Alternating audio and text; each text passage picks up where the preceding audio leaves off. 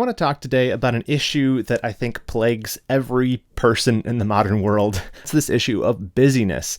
I hear time and again from people who are on our newsletter or in our membership that busyness, overcommitment, these are just perennial problems that we face. I read recently that modern office workers tend to have about 20% more commitments on their plate than they actually have time to handle. So let that sink in. Most people who are working in some sort of knowledge work environment have said yes to 20% more things than they actually have the capacity to do. It makes sense of how everyone says, oh, I'm just so busy. Like you ask anyone, how are you doing? They say, I'm good, just busy, just busy. Why are we so busy all the time? Today, I wanted to talk about avoiding the busyness trap, a change in maybe our outlook that we can take to help us think about commitments differently. And specifically, we're going to talk about thinking about commitments as debt and how that transforms the way you think about how many things you say yes to, how much you do, and hopefully helps you avoid being overly busy. So we're going to talk about the problem. Where does this come from, busyness? Then we're going to talk about this outlook, this solution, hopefully, to the problem of seeing commitments as debt. And then I'm going to give you 5 strategies based on that. Let's talk about the problem first. Busyness is a problem. I think that if I could reach the screen and grab you and say, what's one of your big issues?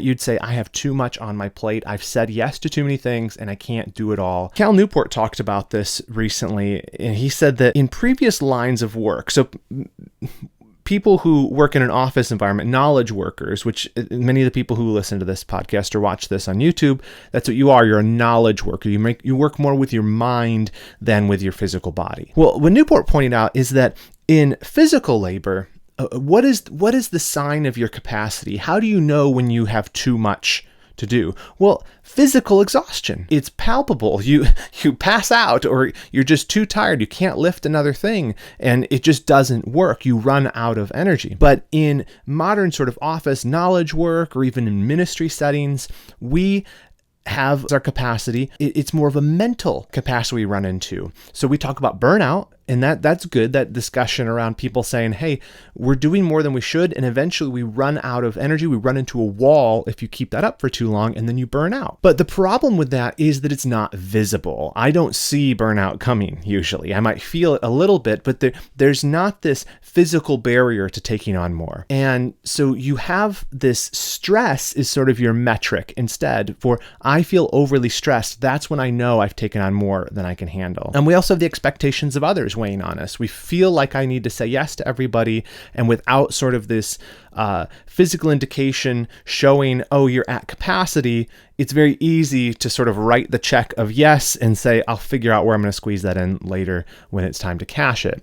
And so you can easily run out of time, run out of energy to actually do all that stuff. And so you're always, I think, trending toward becoming more busy. I think most people are. And again, I call this the overcommitment cycle. You're always trending in that direction. Even if you do some big sort of declaration of commitment bankruptcy where you go around to people and say, hey, I'm sorry, I got to pull back on that, which is something I do recommend. It's actually one of the first things we have people do in the Reading Productivity Academy is you identify all your commitments, and then you go through and you respectfully go to people and ask them to release you from commitments that you know you shouldn't be doing, but you've just been doing it for so long, you feel bad, feel like you have to. That's a great thing. But the problem is those big efforts of I'll just pull back on these commitments doesn't solve the core issue of you're going to trend back towards falling into overcommitment. And so we got to identify what is it in us that's making us want to say yes to more things than we have the capacity for. So I think there's several reasons that we become overcommitted and busy, and maybe one or more of these will resonate more with you than the others. So let me go over to my iPad here. I'll kind of draw little pictures as we talk about them. The first one is people pleasing, right? I think a lot of us, we just want to make people happy. And so we say yes to things, and we just hope later we'll have time for it. But the scriptures say that fear of man is a snare. It's a trap that you fall into. That's what I should have drawn, was it like a bear trap? Because when you're just saying yes to stuff because you don't want to disappoint people or you care so much about what they think about you, you actually end up in a trap, and that snare a lot of times ends up being burnout. Another reason we might do this, take on more than we should, is stubbornness, right? So we think, well, I am a big tough guy. I can do everything. I said yes to this, and so I'm no quitter. I'm going to keep going forever and ever and ever. And you don't want to give up. You don't want to say no. And so you just keep banging your head against the wall, but eventually it comes time to pay for it. Another one is perfectionism. I think this is a very common one where we're like, I have to do everything 100%. If I say no to this thing, then that means I'm admitting something about myself. I'm admitting that I'm finite. I'm admitting that I'm not God. Hey, guess what? These are actually good things to admit. But that's another one, is stubbornness. We might also have the issue of genuinely desiring to help others. I'll put that one in the middle. Like, that's a good impulse. I love people. I want to be a servant of all. I want to go out of my way to serve people. I don't want to be saying no to stuff and be this curmudgeonly person who just always says no to everything. I want to help people. And so we say yes, and we add more and more and more, and it gets to be too much. Another one I think that maybe you can identify with is the fear of missing out, right? I say yes to stuff very often because I'm scared that if I don't say yes, what if it's a neat opportunity, right? What if something comes up that if I say no to this, then I'm going to feel like I missed out on it. A lot of this happens for me, and like a speaking opportunity will come up and I'm like, I don't know that I have time for this. And sometimes it's fear of man that makes me say yes. But a lot of times I'm saying yes to stuff because I'm like, well, what if I make some great connections there? What if I meet somebody? What if there's some people there that I can help that I would not have done if I said no to this? Another one is ambition, right? Sometimes we're very busy because we're very ambitious. And I don't think ambition is not necessarily wrong. The Bible says selfish ambition is wrong, but there is a good kind of ambition. J.I. Packer, I think it was. No, it's J. Oswald Sanders says that it is the character of ambition that determines its quality. So there's good types of ambition, but when it comes to busyness, sometimes we take on more than we can handle because we think, well, if I want to get to the next level in life or in career, or even just like I want to be a super servant to people, then I need to make sure that I'm saying yes to every new opportunity. I'm swinging at every pitch, right? And the last one I would say is just overestimating our capacity, right? I'll draw another little stick figure here. This one's got a cape. We think we have more energy, more time than we actually do. We think I can do all of these things. I do not need to say no to anything. I can basically handle it all, which again, it's an issue of finitude, is an issue of admitting in humility, you're not God, you're just a creature. All that to say, these are all different reasons that we might have for being busy.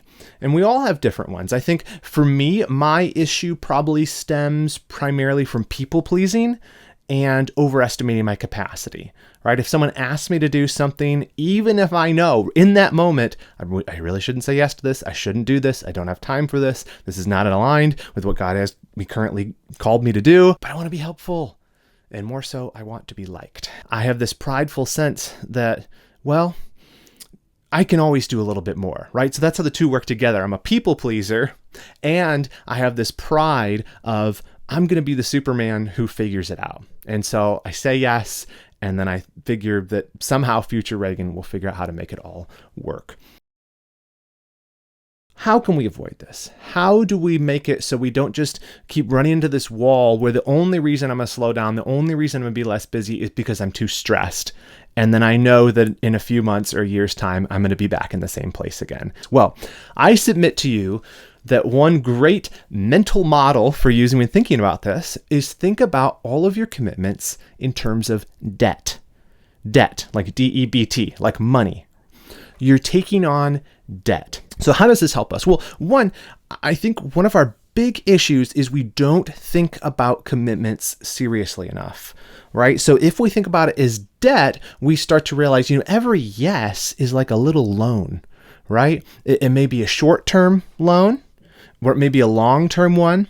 It may be cheap, it may be expensive, it may have a high interest rate or a low interest rate, but every little yes I say to, hey, Reagan, can you do this? Or here's a project for you, or here's an opportunity. Every time I say yes, if I think about that in terms of debt, I will pause and I will consider whether I should do it. And that's the real power in this mindset.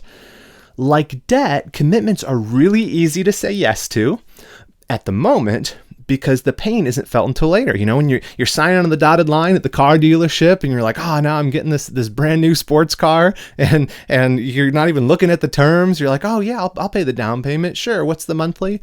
And you recognize, you know, over the course of that loan, you're paying for the car twice, right? Because you didn't think ahead. It's easy to sign with yes. It is hard to actually live with that. And if your situation changes, right, with the car analogy, then all of your financial resources are tied up in this commitment you made months ago. It's the same thing with our time. When we tie up ourselves to a commitment and we didn't really thoroughly think it through, we end up down the line, find that we don't have the flexibility, we don't have the resources to give to other things. Like debt also, a commitment exacts an interest on you beyond the principal. So I gave the example in the car analogy. Another one's with a house. Like if you get a mortgage, they give you this amortization schedule and you see, oh, I'm paying far more than whatever the list price of the house was, whatever I closed at, in interest. I'm paying more than double over the 30-year term of this loan because there's interest when there's debt. Right? And it's the same thing with commitments. The addition of commitments to your life is not linear. Like a lot of times when we're trying to schedule our life, we think, okay, I have 30 commitments I want to do. Let me squeeze them all into this 7-day week. And in your head or even on paper, that sounds feasible. The problem is what's invisible to you is the price or the interest of switching between all those different things. They exact on you a mental burden to try to juggle all of those things versus if you had all your schedule dedicated to one thing, right? Just to look at the extremes. But more than that, there's also other things, communication that has to go on between those. Every new thing adds this extra additional layer of complexity, which takes time, it takes energy from you. That's the interest that is on these commitments. Now, all of this to say, I think you might hear this and you're saying, okay, so you're saying commitments are like debt. Debt's bad, right? Well, debt is not necessarily bad, but it comes with some dangers to it. Even in the scriptures, in Proverbs, we are given some warnings about debt. We're told in Proverbs 22, verse 7, that the rich rules over the poor and the borrower is a slave to the lender, right? That you end up in a type of slavery. You are captured to this thing you've said yes to, this debt. And I'm saying the same thing's true of your time debt, which is your commitments. He also says in verses 26 and 27 in the same chapter, Be not one of those who give pledges, who put up security for debts. If you have nothing with which to pay, why should your bed be taken from under you? And so he's saying, you put up collateral for a debt. Be careful because you might lose the collateral. You take out a second mortgage on your house so you can get the fancy new thing you want. You might lose the fancy new thing, get it repoed, and you might lose your house in that equation. So there's danger to debt. I think you can press it even a little bit further. In what about good debt? And sometimes people refer to a house as good debt because maybe if you have a low enough interest rate, you're beating the rate of inflation. Or more common one, though, is a company. They might borrow money to invest into the company. So they take on debt to invest in the company so they can grow faster. And so the rate of growth and profit they're hoping exceeds the interest rate on the debt they've taken on. The point is, you might take on commitments, you might take on these time debts and recognize that they're actually a good stewardship. When you take on commitments, you're incurring time debt. That is the big mental shift. I think if we can think about that, that will cause some things to happen. We'll start to think, okay, by saying yes to something, I'm obligating my energies, my resources, my life force to a thing for a season. And there's opportunity costs and this allocation of personal resources. That's going to be a choice I need to make as a steward of this time for God. What's the best way I can invest this? That's the strategy. We're thinking about our commitments as debt. So if you can wrap your head around that little thing, how can we actually use that in the real world when the commitments come, when the temptation, comes, being a people pleaser or wanting to help people or trying to be a perfectionist, or all these different temptations for us to take on more than we can handle? How do we resist them and say, well, let's just pause for a second and think about this? Next, let's turn to those 5 strategies we can use to pause and consider what we're taking on, what time debt we take on before we say yes to a commitment. These are 5 really practical strategies you can put into effect literally this week to help resist that urge to become overly busy. The first one is know who you owe. Know who you owe. This is a big one. You're not obligated to everyone in the same way. This is where the framework we use of domains of stewardship comes in so important. This idea that I have different areas I'm responsible for, my relationships, my vocation, my church, right? I have these different areas of life that I've been entrusted to steward. Not everyone who asks me to do something has the same opportunity to take my time with me. I don't owe everyone the same way. What I would encourage you to do is to define your responsibilities in life. What does well done look like in every aspect of my life? What does it mean to do this husbanding thing well? What does it mean to do this fathering thing well? What does it mean to be a good office worker? How do I fulfill these commitments well? Having basically a job description for the different areas God's called you to steward in life, that can help you as you think about this time debt thing. Is someone asks you, hey, can you volunteer and help us with this thing? Your heart says, oh, I want to say yes to that. But pausing and saying, know who you owe, you start to recognize, I'm going to have to rob Peter to pay Paul. And so that's going to have to be a no from me. So know who you owe. Second, keep a budget. So hopefully you budget your money. You have some understanding of how much you're trying to spend each month in different categories. I would encourage you to do something similar with your time. Track your commitments. This is one of the reasons it's so easy to say yes when someone comes along and says, hey, can you do this thing? Because you don't have it in front of you. You don't remember, oh, wait, I have 10 things I'm committed to. And I'm not talking about scheduling exactly, because you might look on your calendar and say, I'm free on this date. But your calendar isn't accounting for all the other things that you need to do. You have things you have to manage that aren't on your calendar. And so having some list of what are the current things I'm committed to, that can really, really help you. And keeping a schedule as well, that is another way to help you on that too. We talked about having an ideal weekly schedule. That also can bring visibility to your capacity. The first strategy is know who you owe. The second one here is keep a budget. So a budget of your commitments. These are what's going to help you with not taking on too much time debt. The third one is calculate the interest. You get this? I have like a financial theme to these. But I'm talking about calculating the interest. I mean, what is the overhead? What is the cost to this commitment? What are the unseen costs? What's expected of me? How much brain space is this going to take up? How stressful is this going to be for me? And the thing I'm urging you to do here is actually pause and think. Really, all of these come down to, we could boil all these strategies we're talking down to into one thing, which is each of these should make you pause. That's really the whole point of this episode. Is I want to help you with this advice that if you find yourself all the time becoming more and more busy than you can handle, the thing you need to do to sort of cut that problem off at the source is to slow down saying yes to things. Don't say yes right away. Say, oh yeah, thank you for asking me for that. Let me look at my schedule. Let me look at my things and let me get back to you. Just get out of the situation where there's the pressure, especially if the people pleasing thing is your problem, and pause and consider that before saying yes. Know who you owe, keep a budget, calculate the interest, right? So think carefully, what is the overhead to this commitment? What are the unseen costs that I'm not thinking through? Fourth is understand the terms, right? So if it's debt, you got to understand the terms of the loan. How long is this for? Like I said, longer commitments, that exacts a lot more from you than a short-term thing where I'm just saying yes to do something for 1 week or do something for 1 day. But how long is this? What's the time commitment? What's expected of me? I remember several years ago, I was asked to serve on a committee for our church, and those were my questions. They asked to do it. I was, oh, I'm honored. Thanks for asking me to do that. How long is this committee going to go for?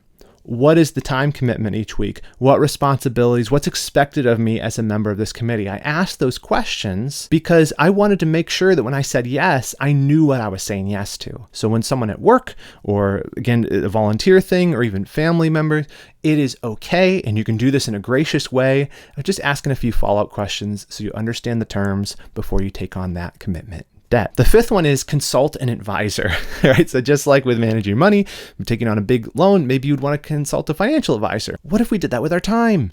What if we did that with these commitment debts we're going to take on? What if instead of jumping into things, we said, I'm going to go talk to my wife first, or I'm going to talk to my husband first, or I want to talk to my pastor about this, or a trusted friend, or a parent. And most importantly, talk to God about it. Pray about it. Ask the Lord for wisdom before saying yes to it. And then, of course, don't forget about it, but actually come back and say yes or no. Those are the 5 strategies to help you pause and consider before you say yes to a commitment. Know who you owe, keep a budget, calculate the interest, understand the terms, and consult an advisor. And all of these really are just ways of us saying, our time is not ours, it is God's. I'm charged to steward it. I don't want to outsource that stewardship to others and say, just because other people tell me my time should be spent this way, it should. No, it's my responsibility before God. And so I'm going to take that seriously. And that means I'm going to pause and be very considerate about what I say yes or no to,